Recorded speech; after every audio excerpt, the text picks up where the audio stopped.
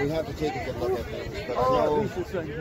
But I know the death rate in this coronavirus is far less than some of the previous pandemics we've had. Take SARS, for example, has got a far less death rate than SARS did, and we never shut down the global economy over that. I believe that the coming economic collapse that we are facing, if we don't get our economy back rolling, is far worse than the virus. Thank you very much.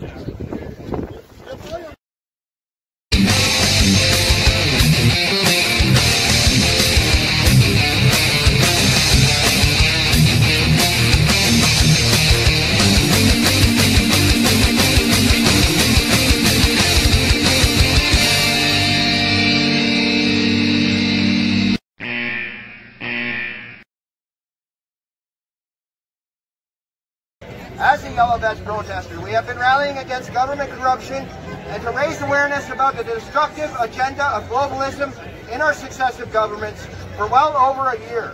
Today will be the 75th consecutive week for the Canadian Yellow Vest protesters. In some countries like France, it's been longer than that. I want to thank everyone for coming out to support Canadian freedoms these last few weeks. Freedom is a precious and fragile thing that we as Canadians have always held dear to our hearts.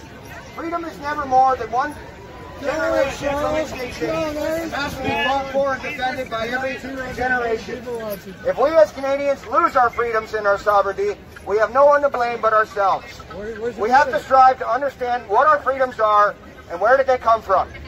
Our freedoms do not come from our government or some legislated words written on paper. Our freedoms come from God. They come from our Creator. They are natural rights that cannot be taken away from us by some authoritarian government. And make no mistake about it, our current government and its leaders have never been more authoritarian or tyrannical than it is today. Our freedoms in this great country have never been as jeopardized as they are today. As I've said, there is a global agenda being played out before our very eyes. The people who control this agenda are pushing for a global government. This new one world government will be forced upon us is a communist government with complete control over every aspect of our lives, centralized in the hands of a few wealthy elites. These elites, such as Bill Gates and the Rockefellers, use their money and their influence to fund and control globalist agendas through proxy agencies such as the World Health Organization or the United Nations or the Council on Foreign Relations, to lobby, or bribe as it should be called, our governments into selling off our freedoms, our resources, and our sovereignty away from us. Yes. I don't remember telling Harper it was okay to sell our sovereignty off to the UN. I don't remember being asked if I would like to help pay $595 million to CBC and other Canadian media organizations to lie to us and withhold the truth, glorify China's communist dictatorship, and demonize freedom-loving patriots who speak out in defense of their country. I don't recall giving Trudeau permission to open up our borders to ISIS militants or to disarm peaceful, lawful citizens of their guns. I never gave our government permission to demand we all stay on house arrest as our economy crumbles around us, and I highly doubt any of you did either. The government is supposed to work for us. They are representatives and they are supposed to listen to the people. We are their boss. We give them authority. And when they are not doing their job, we elected them to do, we have the authority to fire and replace them. Since the days of the Magna Carta in the 12th century, we have had the right to remove our government if necessary. I believe it's long past due. In fact, I, for one, have no qualms about literally picking up and removing every politician in Parliament, physically removing them from our building and placing them in the trash dumpsters where they belong, just like the people of Iceland did in 2008 with their corrupt government officials. Arrest the international bankers who have defrauded our country and install a new government of people elected by us who will listen to our demands and respect our rights as sovereign people. If the government can write words on paper that effectively remove your rights, then you don't have rights, you have permissions. Only slaves ask for permission. I am not a slave. I am a free man. And as long as I don't infringe on your rights, I am free to do as I wish. When you isolate sick people, that is called quarantine. But when you isolate free and healthy people, that is called tyranny. In fact, it was a Liberal government staffer by the name of Mark Elias who recently tweeted his enthusiastic support to the idea of the government ordering the police to shoot people who defy these quarantine orders. That's us. The very fact that we have people in our government that is so high on authority that they believe they could do this to us in the first place is enough reason to not allow the government to disarm us. 10 to 15 years ago, if I were to stand here and say that there is a plan in place to have all of humanity microchipped like dogs or cattle through vaccines, then you would probably call me a crazy conspiracy theorist. Maybe some of you believe I am one now. But this is not some wild conspiracy theory. It is a documented plan that is fully supported and approved of by our governments in the UN. This plan is called ID 2020. ID 2020 is a documented agenda that you can find online. It spells out their globalist plans to implement and provide a digital ID for every human being on Earth. Now, this document doesn't specifically say what this digital ID is exactly, but it's in partnership with a company called Gavin. Gavin is a vaccine manufacturing company that was started and funded and controlled by the Gates Foundation.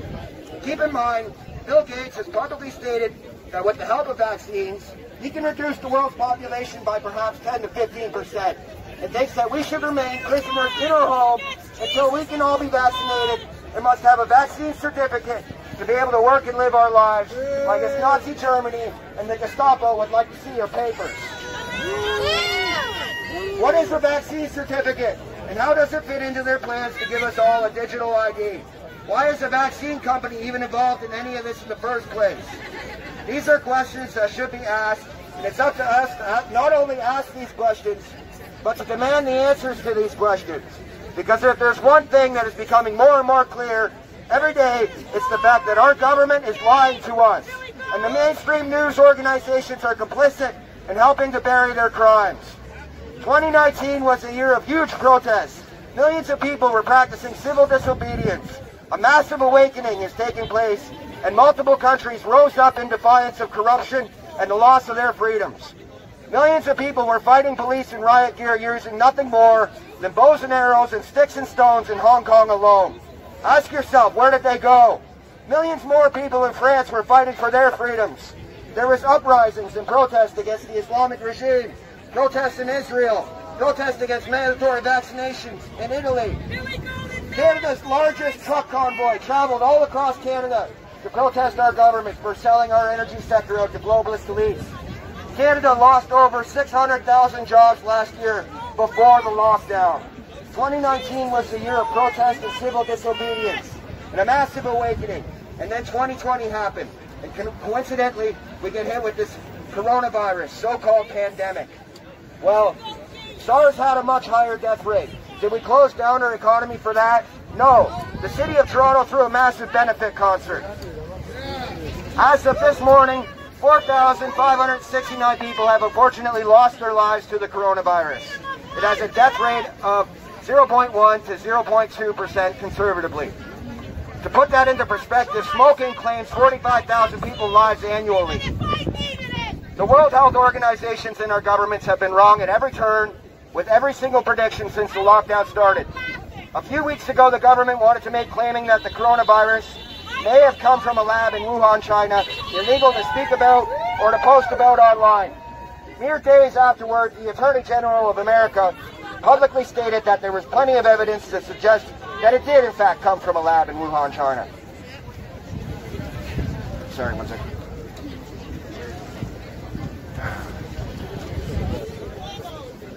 We don't know all the facts. The numbers don't add up. We are being told to trust the information being provided to us by China, the same country that still has never admitted to the Tiananmen Square massacre, and coincidentally, one of the only countries to profit immensely off this whole thing. Why is there reports that China is missing 21 million cell phone users? To question these things is only logical when there is so much at stake.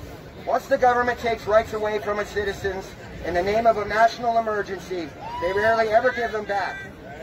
Whether you are pro-vaccine or against vaccines, the choice on what you can and cannot put into you or your child's body should be yours to make after a thorough and informed discussion with your doctor. The dangers of allowing the government the authority to mandate what can and cannot go into your bodies far exceeds the dangers of any virus that we have experienced.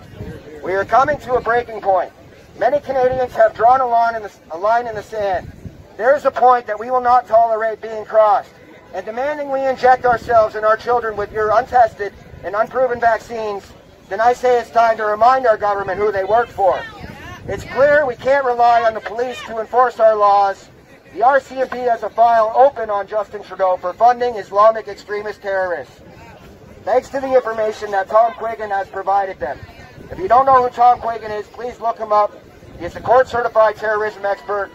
He used to work for CSIS and the RCMP. The RCMP have refused to investigate these claims or all the other laws that have been broken. It's up to us to demand justice. It's up to us to be our own media, because the news can't be trusted. And more importantly, in these times of hardship, it's up to us to help each other, to support each other, because the government wants us weak, it wants us poor and dependent on them. So we will eagerly accept the loss of our freedoms in the name of safety. Those who are willing to sacrifice freedom for security deserve neither. Thank you for your time. I'm so very proud of all of you. And remember, the power of the people is greater than the people in power.